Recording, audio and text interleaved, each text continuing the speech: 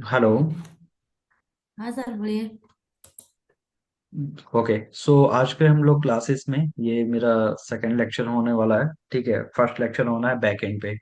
तो हम आज देखने वाले हैं कि बैकएंड डेवलपर होता क्या है, एक्चुअल में बैकएंड कैसे वर्क करता है, हम बैकएंड में कौन कौन सी पार्टिकुलर स्किल्स प्रोग्रामिंग स्किल के द्वारा हम डिफरेंट टाइप के टेक्नोलॉजी सीख सकते हैं।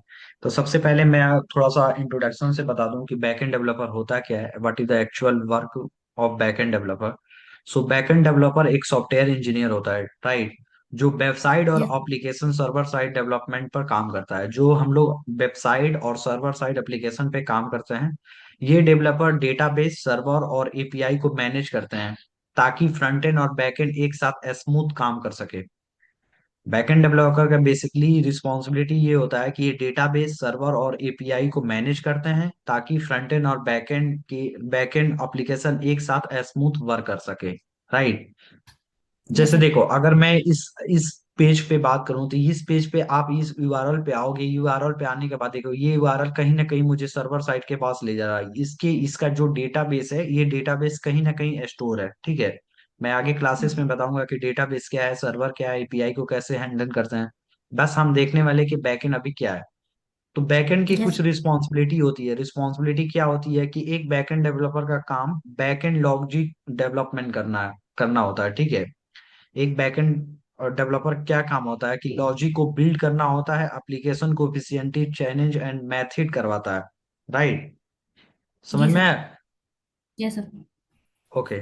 सो देखो, सर्वर साइड लॉजिक क्या होता है कि बैकएंड का कोड लिखने में जो एप्लीकेशन को बिजनेस लॉजिक का हैंडल करे, उसे हम लोग सर्वर साइड लॉजिक बोलते हैं। जैसे अगर आप गूगल पे गए, गूगल पे जाने के बाद गूगल पे कहीं भी सोर्स सर्च कर रहे हो, जैसे चैट जीपीटी सर्च कर रहे हो, तो चैट जीपीटी सर्च करने के बाद आप देखो आपके यहाँ पे आपके पेज पे रिजल्ट आ रहा है। ये रिजल्ट क्यों आ रहा है? क्योंकि यहाँ सर्वर साइड लॉजिक, यहाँ पे हम लोग लॉजिक बिल्ड कर रहे हैं, कहीं ना कहीं बैकएंड का लॉजिक लिखे हैं कि इस बटन पे क्लिक करने जो यूजर इस बटन पे क्लिक करता है तो डायरेक्टली वो इस पेज पे चला जाए, slash chat GPT slash page पे चला जाए, फिर इस पे क्लिक करे तो यहाँ पे ये यूज करे। यही बैकएंड का लॉजिक होता है। बैकएंड का मतलब होता है कि ब्रेन ऑफ योर माइंड, जिसको हम लोग ब्रेन बोलते हैं पूरे बैकएंड को। हम लोग यस। डेटाबेस मैनेजमेंट करते हैं। डेटाबेस मैनेजमेंट क्या होता है कि अगर आप यहाँ पे ट्राई चैट जीपीटी पे क्लिक करते हो तो ये डेटा कहीं ना कहीं जाके स्टोर हो रहा है। वो डेटा हो सकता है मोंगोडीबी हो सकता है, एसक्यूएल हो सकता है, माई एसक्यूएल हो सकता है, क्लाउड हो सकता है, डिफरेंट टाइप के डेटाबेस आप यूज कर सकते हो। ये डेटा कहीं ना कहीं स्टोर हो रहा है। एपीआई डेवलपमेंट क्या है कि हम लोग एपीआई एपीआई को हम एप्लीकेशन प्रोग्रामिंग इंटरफेस होता है इसका फुल फॉर्म, हम लोग इसे rest API graph API develop करना, फ्रंट एंड और बैक एंड को कनेक्ट करते हैं। एपीआई के द्वारा हम लोग बैक एंड और फ्रंट एंड को क्रिएट करते हैं हम लोग। ऑथेंटिकेशन सिक्योरिटी ऐसे ही प्रोवाइड करते हैं, ठीक है। परफॉर्मेंस ऑप्टिमाइजेशन के लिए कि बैकएंड का जो कोड रिस्पांस टाइम एफिशिएंसी में है वो अच्छे से वर्क कर रहा है कि नहीं। तो यहाँ पे एक बैकएंड डेवलपमेंट के लिए टेक्नोलॉजी की बात करें कि अगर बैकएंड डेवलपमेंट के लिए टेक्नोलॉजी कौन कौन से टेक्नोलॉजी हो सकती है, तो सबसे पहले टेक्नोलॉजी आपको देखो, तो ये टेक्नोलॉजी अगर मैं यहाँ पे मेंशन करूं तो ये टेक्नोलॉजी हो सकता है आपको जावा स्क्रिप्ट, राइट। यस। जावा स्क्रिप्ट जैसे हम लोग नोड जेएस बैकएंड के लिए बोल सकते हैं, राइट। बैकएंड के लिए बोल सकते हैं। दूसरा देखो, दूसरा हम लोग पाइथन पाइथन के यूज कर सकते हैं। इसका फ्रेमवर्क क्या होता है? डिजेंगो होता है, ठीक है, राइट। तो हम लोग इसको भी यूज कर सकते हैं। मैं अभी अभी जाऊंगा, थोड़ा सा एक्सप्लेन करूंगा कि ये सब क्या होता है। हम लोग बेसिकली यस। इसे बैकएंड के लिए यूज कर सकते हैं, राइट। बैकएंड डेवलपर, अगर थर्ड का बात करें तो थर्ड हम जावा से भी जा सकते हैं। इसका फ्रेमवर्क क्या होता है? स्प्रिंग बूट होता है। यस। ये भी एक प्रकार का फ्रेमवर्क है बैकएंड का, राइट। उसके बाद से क्या होता है? पीएचपी। पीएचपी भी एक प्रकार का फ्रेमवर्क है बैकएंड का। उसके बाद से सी शार्क। सी शार्क भी एक प्रकार का बैकएंड लैंग्वेज है, बैकएंड प्रोग्रामिंग स्किल्स है, जिसे हम लोग बैकएंड के लिए यूज कर सकते हैं। अब यहाँ पे बात आती है कि सर यहाँ पे कंफ्यूजन ये हो रहा है कि मुझे बैकएंड सीखने के लिए किस पार्टिकुलर प्रोग्रामिंग स्किल्स पे जाना चाहिए। तो देखो, सबसे बेटर यस। अगर मैं बात करूं तो प्रोग्रामिंग स्किल्स के नोड जेएस क्या है, बैकएंड के लिए हम लोग स्पेशली नोड जेएस का यूज करते हैं बैकएंड के लिए। पाइथन क्या है, पाइथन भी एक बैकएंड का एक प्रोग्रामिंग लैंग्वेज है, जिसके द्वारा हम लोग बैकएंड कर सकते हैं, पाइथन में भी लिख सकते हैं, सेम जावा में भी लिख सकते हैं, सेम पीएचपी में लिख सकते हैं, सी सी शार्प में भी लिख सकते हैं। राइट। देखो अगर बैकएंड का बात करें तो बैकएंड में अगर आप MERN, MongoDB, Express, react and node JS, आप मर्न में जाते हो तो आप नोड जेएस के साथ जाओगे। तो ये कोई स्पेसिफिक नहीं है, आप अपने पार्टिकुलर स्किल्स और अपने नॉलेज के बेसिस पे डिसाइड कर सकते हो कि आपको किस टेक्नोलॉजी से बैकएंड करना है। आपको नोड जेएस में बैकएंड करना है, आपको पाइथन में बैकएंड करना है, कि आपको जावा में करना है, कि पीएचपी में करना है, कि सी शार्प में। देखो सबसे बेटर है कि अगर फ्रंट एंड का हम बात करें तो फ्रंट एंड से हम लोग यूआई, यूजर इंटरफेस क्रिएट करते हैं, वेबसाइट को क्रिएट करते हैं, लेकिन फ्रंट एंड कॉमन होता है। फ्रंट एंड आप पीएचपी का भी सेम होगा, जावा का भी सेम होगा, सी शार्प का भी कॉम सेम होगा, पाइथन का भी सेम होगा, जावा का भी सेम होगा। राइट। समझ में आ रहा है? जी सर। Yes sir. यहां तक हम कर सकते हैं, तो हम लोग को यहाँ पे अपने माइंड से डिसाइड करना होगा कि हमें किस पार्टिकुलर डेटाबेस पे जाना चाहिए। अगर हम लोग डेटाबेस के यहाँ बात करें कि डेटाबेस क्या होगा, तो डेटाबेस क्या होता है, डेटाबेस आपको एसक्यूएल हो सकता है, राइट, मंगोडीबी हो सकता है, राइट, मंगोडीबी हो सकता है, उसके बाद से माई एसक्यूएल हो सकता है, क्लाउड हो सकता है। ये बहुत सारे डेटाबेस होते हैं जिसके द्वारा हम लोग डेटाबेस के यूज कर सकते हैं। अगर हम लोग फ्रेमवर्क की बात करें कि बैकएंड के लिए हम लोग फ्रेमवर्क में क्या क्या जा सकते हैं, तो इसके लिए हमें एक्सप्रेस जेएस, मैं अभी एक्सप्लेन करूंगा, एक्सप्रेस डॉट जेएस। ये क्या होता है, ये नोड जेएस का फ्रेमवर्क होता है।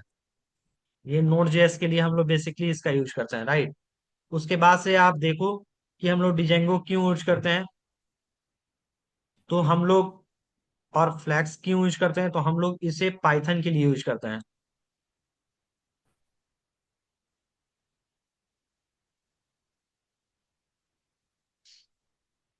राइट। पाइथन के लिए हम लोग यूज करते हैं। उसके बाद से सेकंड आता है कि सर स्प्रिंग बूट हम लोग क्यों यूज करें, अभी इसके पहले मैंने बताया था स्प्रिंग बूट। तो ये हम लोग जावा के लिए यूज करते हैं, जावा के लिए, राइट। उसके बाद से हम लोग, एक आता है कि लार्वल, लार्वल क्या है, तो ये भी एक प्रकार का ये भी एक प्रकार का पीएचपी है, पीएचपी का फ्रेमवर्क है, पीएचपी के लिए हम लोग यूज करते हैं। सो देखो अभी तक हम लोग कितने बैकएंड में देखे कि बैकएंड हम लोग किस किस टेक्नोलॉजी में जा सकते हैं, तो बैकएंड में हम लोग पहले नोड जेएस में जा सकते हैं, पाइथन में जा सकते हैं, जावा में जा सकते हैं, पीएचपी में जा सकते हैं, सी शार्प में जा सकते हैं। डेटाबेस हम यस किस में यूज कर सकते हैं, तो एसक्यूएल में यूज कर सकते हैं, मोंगोडीबी यूज कर सकते हैं, माई एसक्यूएल यूज कर सकते हैं, क्लाउड यूज कर सकते हैं, राइट। सर। अभी तक कोई डाउट? सो देखो अगर नहीं सर। अगर तुम अगर तुम नोड जेएस में बैकएंड यूज करते हो, तो नोड जेएस यस में सर। बैकएंड यूज करने के लिए आपको नोड जेएस, एक्सप्रेस जेएस आपको यूज करना होगा, मंगोडीबी डेटाबेस यूज करना होगा। अगर आप पाइथन के लिए बैकएंड पाइथन में जाते हो तो आपको डिजेंगो फ्लेक्स आना चाहिए फ्रेमवर्क। अगर आप जावा में बैकएंड लिखते हो तो आपको स्प्रिंग बूट आनी चाहिए। अगर आप पीएचपी में करते हो तो आपको लार्वल आना चाहिए, राइट। सर अब पाइथन देखो, के लिए दो यूज करना पड़ेगा कि एक ही वजह से हो जाएगा? नहीं ये फ्रेमवर्क है, सारे फ्रेमवर्क है, जैसे नोड जेएस का फ्रेमवर्क, जैसे एक्सप्रेस जेएस नोड जेएस का एक प्रकार का फ्रेमवर्क है। जैसे रिएक्ट यस। जेएस क्या है, एक प्रकार का फ्रेमवर्क है जावास्क्रिप्ट का। एंगुलर क्या है, एक प्रकार का फ्रेमवर्क है जावास्क्रिप्ट का। वैसे ही व्यू क्या है, सेम वही फ्रेमवर्क है। आपको कोई भी एक पार्टिकुलर स्किल्स पकड़कर चलना ही पड़ेगा, यस सर। ठीक है। सर देखो मन अगर फुल हम, स्टैक के लिए क्या क्या करना पड़ेगा? हाँ अब देखो, अब हम लोग ये मन स्टैक फुल स्टैक पे जाते हैं कि मन के लिए हम लोग क्या होता है, तो देखो दो तरीका होता है। मन is the one of the सर्वल variation of the mean stack. देखो मर्न जो होता है, मर्न और मीन में डिफरेंस समझो। मर्न होता है M for MongoDB, E for Express, R for react and N for node JS. और मीन में समझो, M for MongoDB, E for Express, A for Angular, N for Node. Right, समझी difference? Yes sir. where the traditional Angular JS front-end framework is the replaced with the React JS. Angular के आने के बाद React के आने के बाद Angular को रिप्लेस किया गया. Other variant of the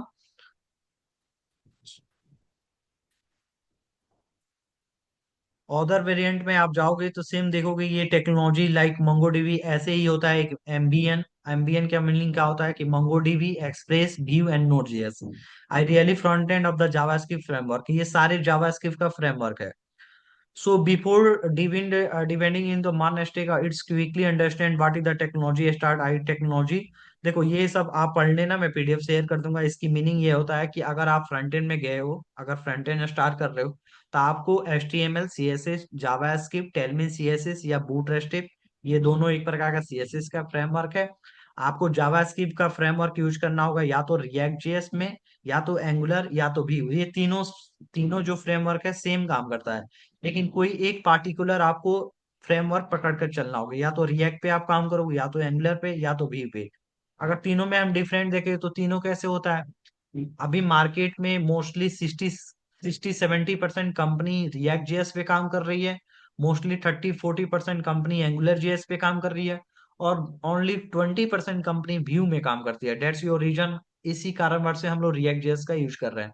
तो जैसे अगर कंपनी के रिक्वायरमेंट होती है, डिमांड होती है, उसके अकॉर्डिंग हम लोग ये फ्रेमवर्क का यूज करते हैं. राइट. अब यहाँ पे यस सर। टेक्नोलॉजी स्टेक की बात करें कि टेक्नोलॉजी आखिर ऐसे काम करता है, कैसे काम करता है. तो देखो, ये अगर फ्रंट एंड है, ये फ्रंट एंड का मैंने यहाँ पे लगाया फ्रंट एंड. फ्रंट एंड कैसे इंटरेक्ट करता है, क्लाइंट साइड यूजर इंटरफेस से. ये इंटरेक्ट करता है. क्लाइंट साइड यूजर इंटरफेस क्या है कि जितना भी दुनिया में आपकी एप्लीकेशन दिख रहा है, चाहे फ्लिपकार्ट, amazon, गूगल, माइक्रोसॉफ्ट, किसी का एप्लीकेशन, वो सारे क्लाइंट साइड यूजर इंटरफेस है. राइट. वो सारे क्लाइंट साइड यूजर फेट है, यूजर इंटरफेस है, उसे हम लोग फ्रंट एंड में क्रिएट किए हैं. राइट. अब बैकएंड की यस बात सर। करते हैं कि बैकएंड क्या होता है. तो backend server side business logic processing and run time. हम लोग इसे server side business logic processing and run time इसलिए बोलते हैं कि बैकएंड में एक्चुअल में यहीं पे लॉजिक लिखा जाता है कि आप इस बटन पे क्लिक करोगे तो आपको कौन सा यूजर इंटरफेस जाना होगा. आप इस बटन को क्लिक करोगे तो कहाँ जाओगे. जैसे फॉर एग्जांपल हम लोग फ्लिपकार्ट में जाते हैं.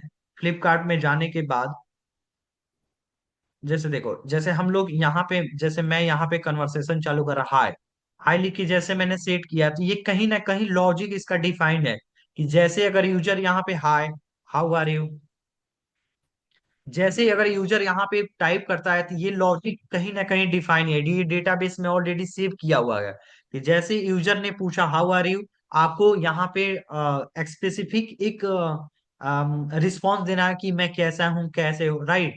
यहाँ पे एक्चुअल में लॉजिक यहीं से बिल्ड होता है. तो बैकएंड को हम लोग ब्रेन ऑफ माइंड बोलते हैं. राइट. उसके बाद यस से सर। डेटाबेस क्या है, तो हम कहीं भी अगर डेटा, जैसे हमने बैकएंड में अभी आपने चैट जीपीटी में देखा कि hi how are you Neeraj, तो ये कहीं ना कहीं तो डेटाबेस, डेटाबेस मतलब डेटा स्टोर होगा ना कहीं ना कहीं. अगर आप गूगल पे जाते हो, गूगल पे सर्च करते हो कि flipkart.com, फ्लिपकार्ट आता है, आप शॉपिंग करते हो, लेकिन शॉपिंग करने के बाद जैसे आपने डिटेल्स वगैरह सब कुछ, name, email ID, name, password, सब कुछ यहाँ पे करो, तो डेटा कहीं ना कहीं स्टोर होता है ना. राइट. यस उस सर। डेटा को हम लोग क्या बोलते हैं कि उस डेटा कहाँ स्टोर होता है, मंगोडीबी में, माई एसक्यूएल में, सीक्वल में, क्लाउड कंप्यूटिंग में. ये डेटाबेस कहीं भी हो सकता है. यहीं से यूजर बैकएंड इनसे इंटरफेस करता है कि भैया बैक यूजर ने ये स्पेसिफिक रिस्पॉन्स मांगा है, आप दे दो. इसी के पेस डेटाबेस के पास होता है. ये डेटाबेस स्टोरेज एंड रिटर्न क्या होता है, CRUD ऑपरेशन. CRUD ऑपरेशन क्या होता है, C for create, R for read, update, delete. Right. समझ में है अभी तक. यस। Yes sir. अब देखो, थोड़ी सी बेसिक और अंडरस्टैंडिंग के लिए आपको बता दूं कि usually the basic front end of the user interface technology remain in the same. Example HTML, CSS and JavaScript. Depending on the project requirement you can use library and framework like react and angular, and that is the build upon the use this UI technology. देखो, जब आपके पास project, actual में project requirement होगा, company आपको project देगी, client project होगा, तो उसके अकॉर्डिंग आपको स्पेसिफिक रिक्वायरमेंट के लाइब्रेरी आपको चूज करना है कि किस लाइब्रेरी में आप काम करोगे, या तो रिएक्ट में या तो एंगुलर में। ये डिपेंड करता है आपको, ये डिपेंड करता है आपको इंस्ट्रक्शन पे कि क्लाइंट किस स्पेसिफिक लाइब्रेरी के यूज करने के लिए बोल रहा है। यही सेम लाइन यहाँ पे ये बोला गया है, राइट। अगर यस बैकएंड की सर। बात करें कि backend consist of the server where your application logic reside, you can write the application logic in the one more programming language like JavaScript, Java, Python, और use framework like Django, Spring Boot, Express JS to program your application need to run time of the Node JS. देखो backend के लिए same मैंने इसके पहले जो बताया यहीं पे स्पेसिफिक लिखा जाता है कि बैकएंड में या तो सर्वर एप्लीकेशन को लॉजिक को आपको बिल्ड करने के लिए आप जावा स्क्रिप्ट का यूज कर सकते हैं एज ए नोड जेएस का, जावा का, पाइथन का, पीएचपी का, ये सब फ्रेमवर्क आप यूज कर सकते हैं, एक्सप्रेस जेएस का, जहां पे आप एक्चुअल में लॉजिक बिल्ड करोगे, अपना सर्वर क्रिएट करोगे, आप एक्चुअल में कंटेंट दोगे कि कैसे इस प्रोग्रामिंग इस कंटेंट में आगे काम करना है, राइट। Yes sir.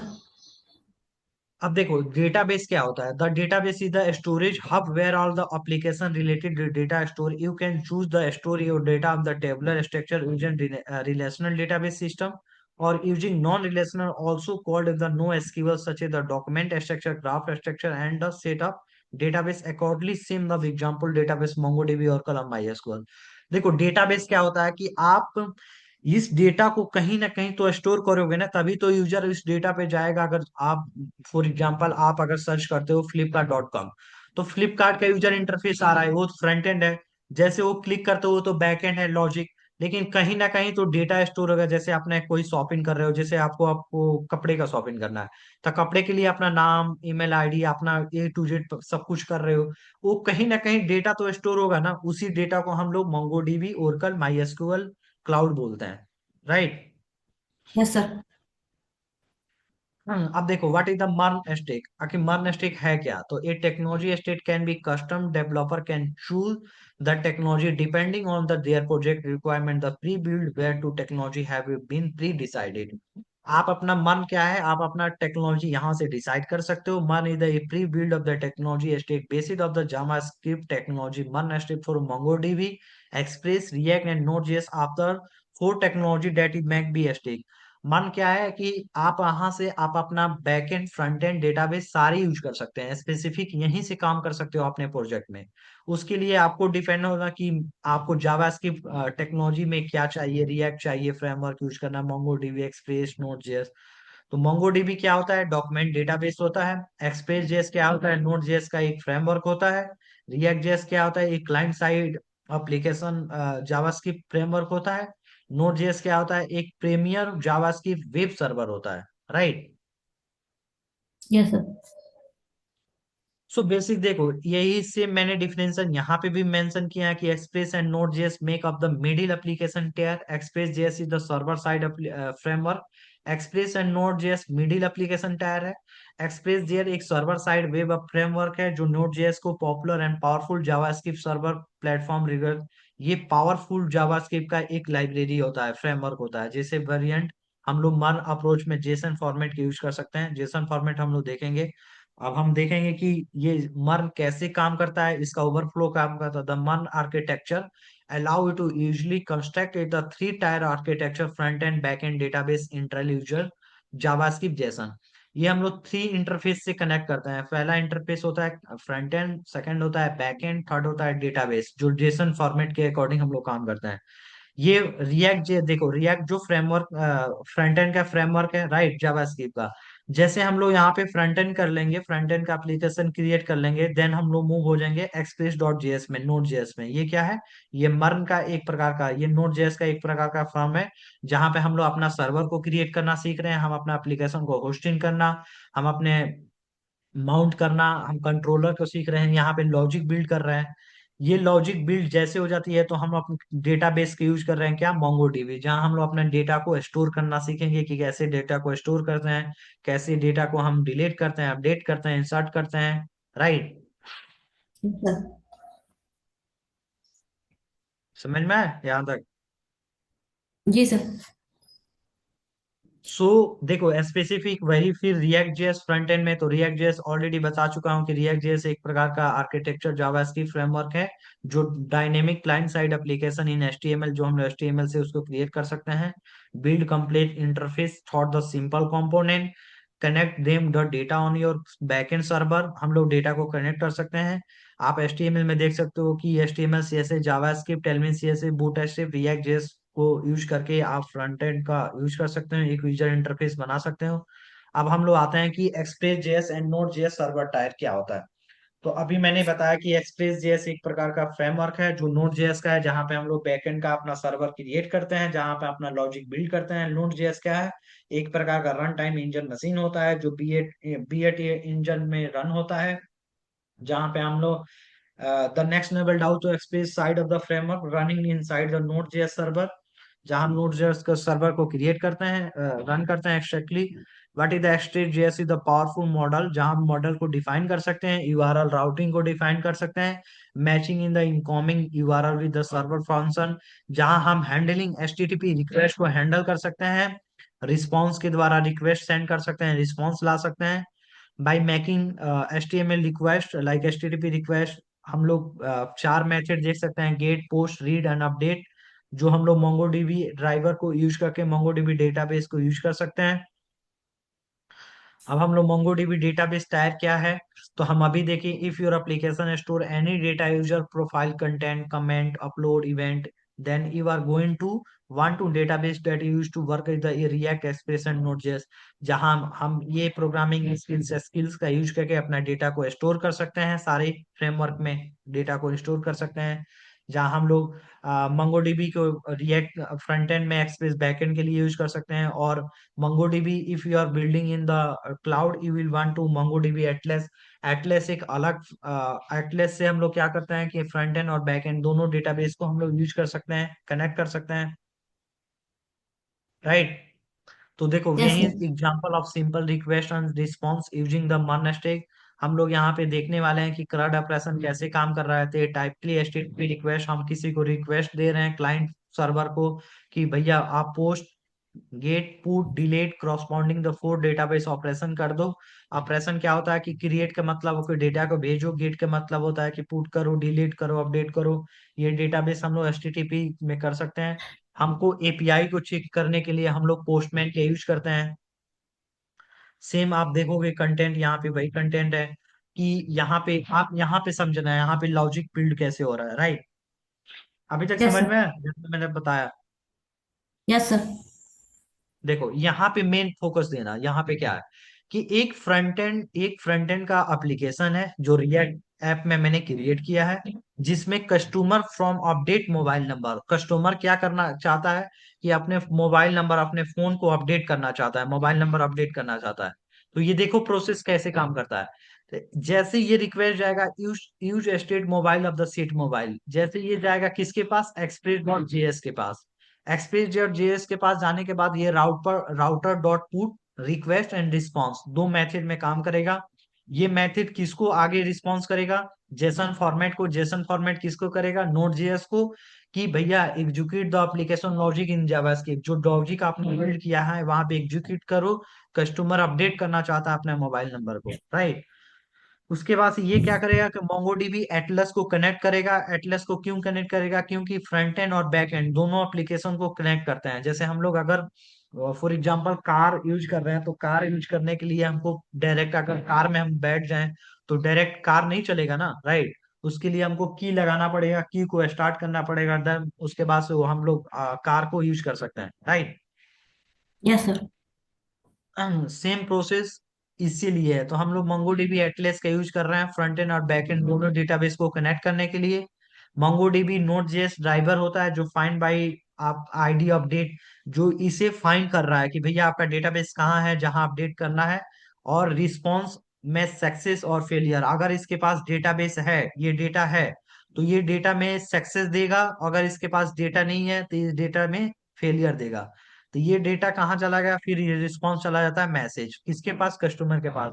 वही जब हम लोग किसी भी चीज का एप्लीकेशन के यूज करते हैं, तो देखना अगर सर्वर में इशू होती है, चाहे डेटाबेस के पास कुछ नहीं मिलती है, तो डायरेक्टली बोलता है कि भैया फेलियर है यहाँ पे, नेक्स्ट टाइम ट्राई करो आप।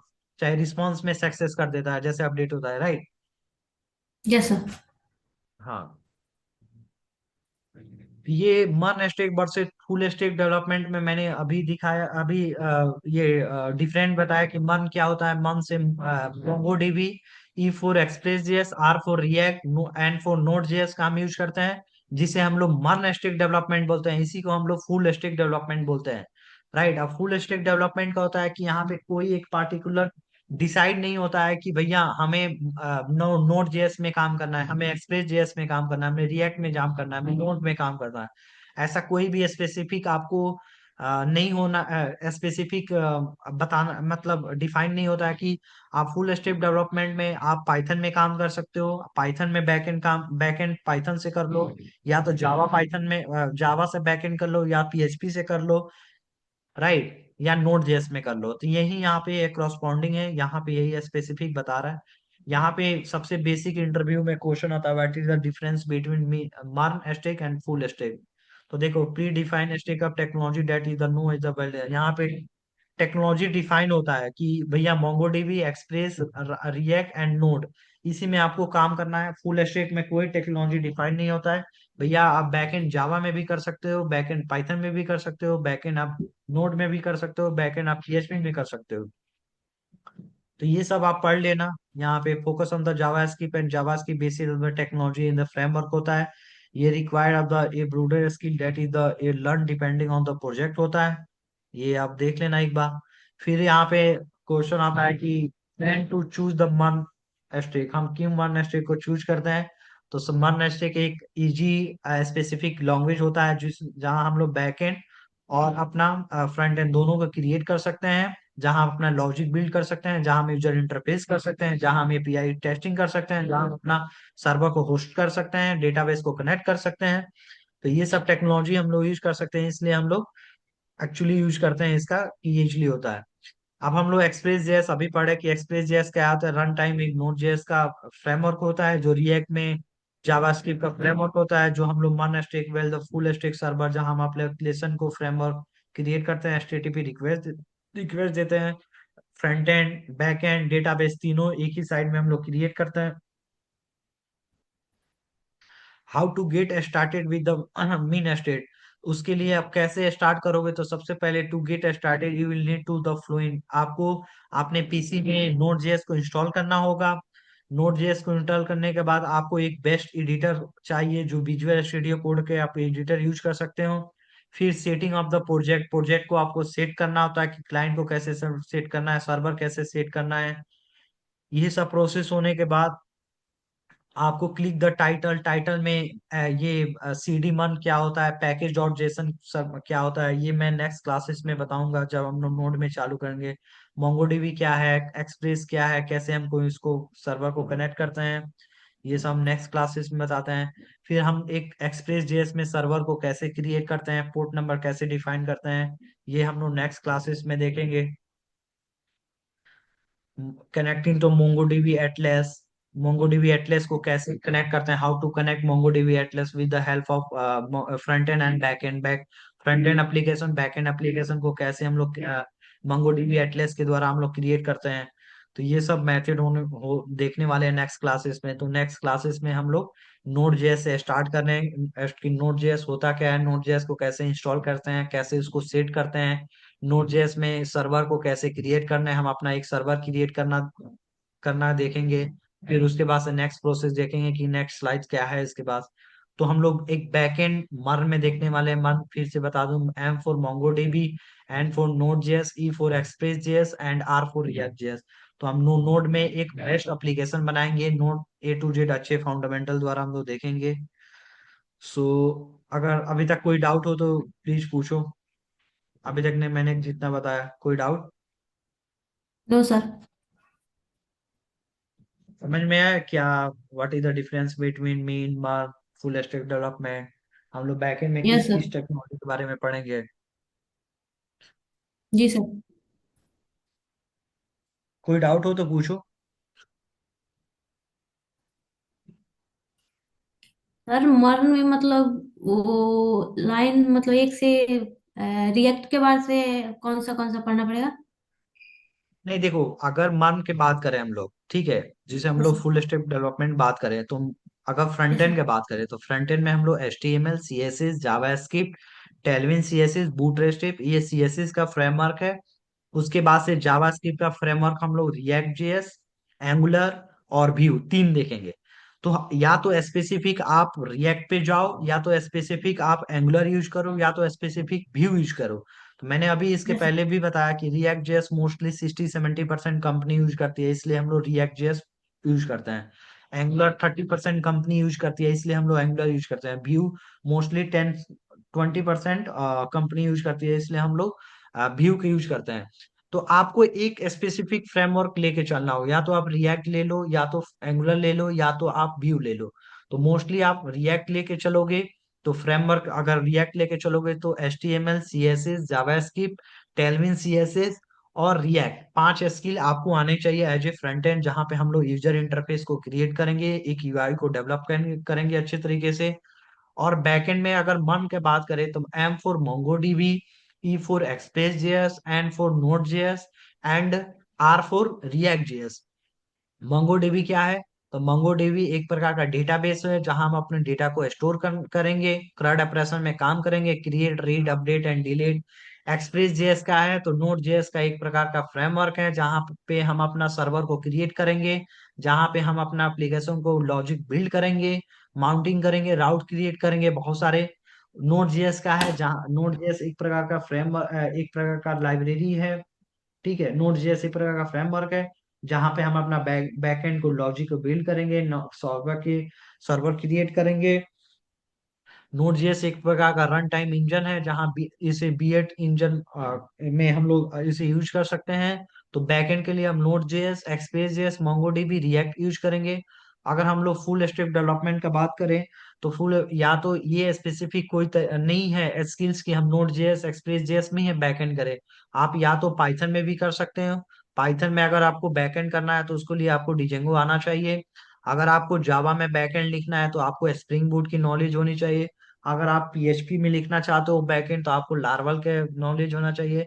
आपको अगर नोड जेएस यूज कर रहे हो तो आपको एक्सप्रेस जेएस का नॉलेज होना चाहिए सारे। तो आप बैकएंड डिफरेंट टाइप के टेक्नोलॉजी पे यूज कर सकते हो। लेकिन आप स्पेसिफिक एक ही टेक्नोलॉजी पकड़ के चलो, या तो नोड जेएस में हमको करना है तो इसी पे टेक्नोलॉजी पे लेके चलो, राइट। क्योंकि ज्यादा ओके सर। टेक्नोलॉजी करोगे तो फिर कंफ्यूजन बढ़ती जाएगी। नेक्स्ट क्लासेस में हम लोग नोड जेएस देखेंगे, नोड जेएस को कैसे इंस्टॉल करना है, क्या होता है बैकएंड, एक बार फिर से हम रिपीट करेंगे कि बैकएंड क्या होता है, कैसे हम लोग लॉजिक बिल्ड करते हैं, क्या क्या होता है एस्टेब्लिश, ये सब। फिर नोड जेएस को इंस्टॉल करेंगे, नोड जेएस का इंट्रोडक्शन देखेंगे कि नोड जेएस होता है क्या, कैसे इंस्टॉल करते हैं, क्या नोड जेएस के स्पेसिफिक यूज होता है, नोड जेएस में कैसे हम सर्वर को क्रिएट करते हैं, ये सब स्पेसिफिक देखेंगे। फिर हम एक्सप्रेस जेएस देखेंगे कि एक्सप्रेस जेएस में एक लॉजिक बिल्ड कैसे करते हैं। हम लोग एप्लीकेशन, एक छोटा एप्लीकेशन बनाएंगे कि कैसे पोर्ट नंबर डिफाइन करेंगे, कैसे राउटिंग, कैसे स्कीमा, क्या सब कुछ पास करेंगे। तो हम लोग A to Z डेटाबेस देखेंगे 3 to 4 मंथ में, यहाँ पे सब हम सिलेबस कंप्लीट करेंगे। ओके। Okay sir. ओके और सर। कोई doubt? No sir. Okay. So next classes हम लोग कल करेंगे इसी time. Okay. Okay so sir. अगर कोई डाउट हो तो प्लीज पूछ सकते हो। 3 मिनट और टाइम है मेरे पास, उसके बाद से मीटिंग नहीं हो सकता है। कोई और डाउट स्पेसिफिक मन में चल रहा होगा, कुछ भी? नो सर, कोई डाउट नहीं है। अभी तक ले क्लासेस, जो पिछले क्लासेस चला वो सब कुछ समझ में आया ना? समझ में आ रहा है ना? Yes sir. Yes sir. अच्छे से आप बना रहे हो एप्लीकेशन वगैरह?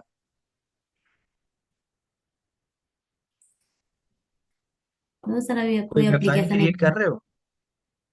No sir. ओके। चलो कोई डाउट हो तो प्लीज मुझे पूछ लेना। और नेक्स्ट क्लासेस में मैं चालू करूंगा, नेक्स्ट क्लासेस हम लोग नोड जेएस से स्टार्ट करेंगे। तो कोई भी स्पेसिफिक अगर डाउट हो तो मुझे रीच आउट कर सकते हो मेल से। Okay. Okay sir. Okay. So thank you so much. Thank thank you you. Sir. Thank you.